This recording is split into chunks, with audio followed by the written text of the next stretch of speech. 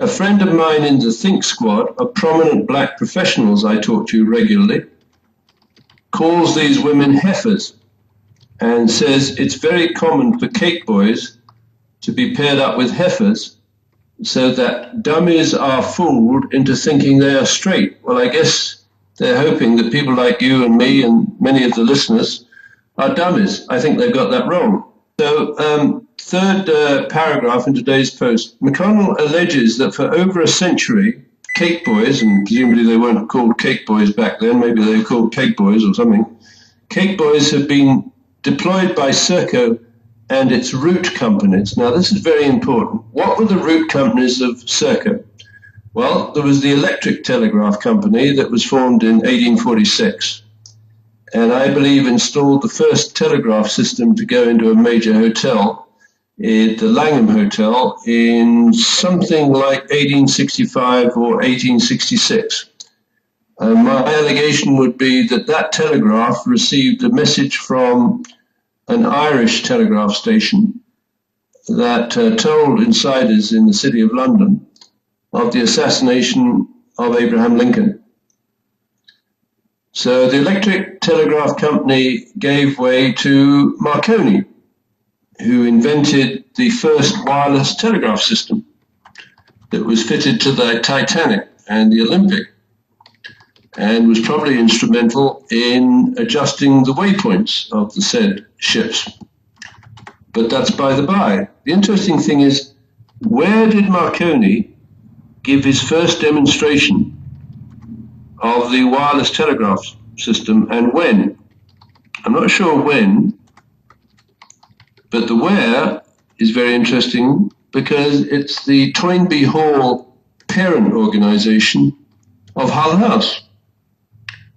And the Toynbee Hall parent organization of Hull House was launched in 1884, 4 years before the killing of the prostitutes in the Whitechapel district, where if you draw, maybe the word is a pentagram, that connects the canonical locations of the women who were murdered, if you go to the center of that pentagon, you find Toynbee Hall, meaning each of the murders was carried out by someone who could have walked from Toynbee Hall to the murder site and killed the prostitutes and then walked back and perhaps ended up back in Toynbee Hall with a nearly perfect alibi, because it's quite possible she got out of man's clothes and resumed her stay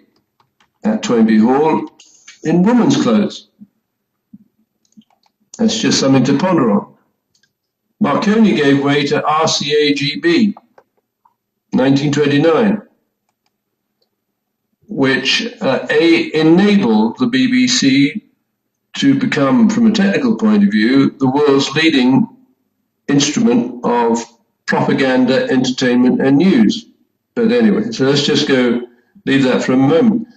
So these cake boys allegedly being deployed by Serco and the route companies, the Electric Telegraph Company, Marconi, and RCAGB 1929, to run surveillance on the Johns, Janes, and Heifers who used parking spots near Hull House or near its parent organisation, Toynbee Hall, in London's Whitechapel district, to groom children for pedophile adoption. And probably people in the chat room can see where I'm going here, because Obama and his wife have a problem. Since there doesn't seem to be much evidence to indicate where Barry Svetaro was born, or his children. And in fact, if someone can find in the White House, in the chat room, a birth certificate for the two children of Barack and Michelle Obama, who look like delightful children. All children are delightful. But quite often, they don't have a very good role model from a very early age. And I suppose the role model for Barry Svetaro, when he was 7 years old, was not very elevating, if that's the right word, because it was a cross-dressing male prostitute in Jakarta by the name of Turdi, assigned by Barry Spitoro's mother, Ann Dunham, it would appear, to groom the child for pedophile adoption. Because by the time little Barry was 10 years old, he was sent by his mother to live with or very close to Frank Marshall Davis and his pedophile wife in Hawaii.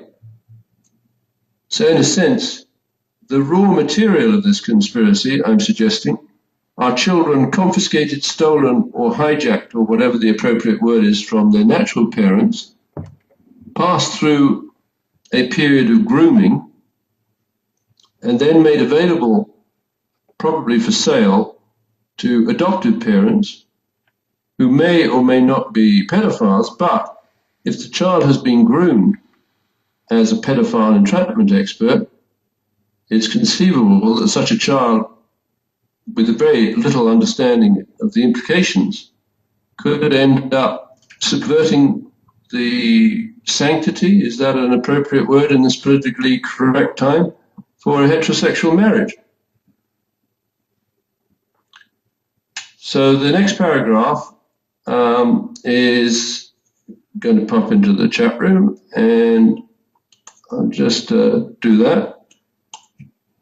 And I'm going to come to the thesis, which I think is totally fascinating.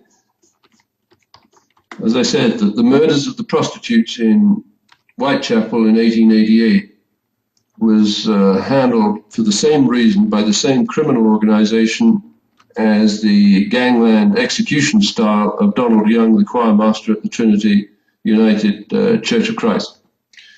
McConnell notes that Serco CEO Rupert Soames has explained that the recent collapse in Serco profits from government outsourcing contracts, which include the outsourcing by the City of Chicago of the right to enforce and collect parking fines in the 8 square miles of downtown Chicago, is the result of some 15 years of fraudulent tagging of criminals who would thereby have obtained Cape Boy alibis for operating the White House pedophile adoption ring with the heifers currently squatting in the White House.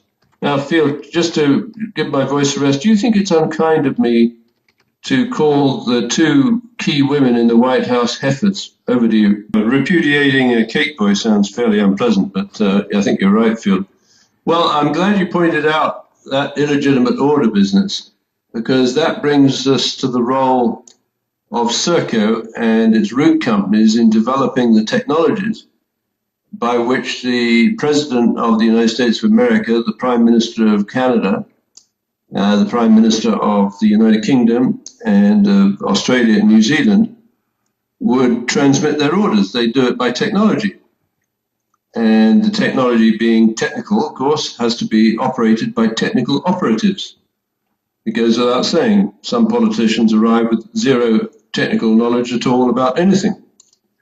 Many of them are scientifically illiterate.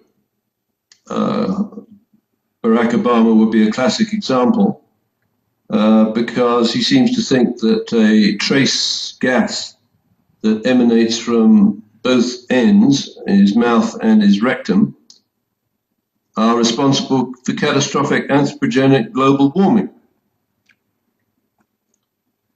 And so the people who operate the technology that allows the transmission of orders from the highest person in the military or the government or the law down to the engine room where people are going to die, sometimes can maneuver themselves into a position which is more powerful than the person transmitting the order.